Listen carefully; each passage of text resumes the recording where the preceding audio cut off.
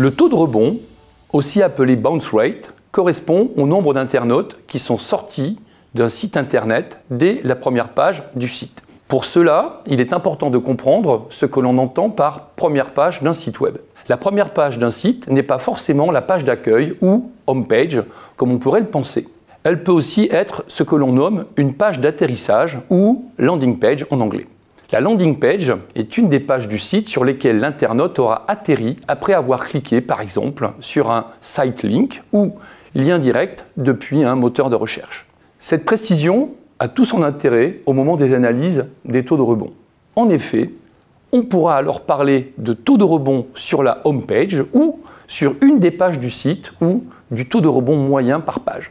Autrement dit, la home page pourrait avoir un très bon taux de rebond alors qu'une autre page, par exemple la page chaussures, pourrait avoir un taux de rebond supérieur. Les mesures d'amélioration seront alors à prendre sur la page en difficulté et non sur la home page.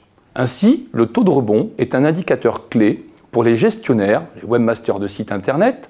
Il va permettre de mesurer l'attractivité et la compréhension du site et ce, plus précisément, sur la première page du site. Alors, comment se calcule un taux de rebond ou bounce rate? Pour calculer un taux de rebond, il faut diviser le nombre de visiteurs n'ayant pas visité qu'une seule page d'un site web par le nombre total de visiteurs du site sur une période déterminée.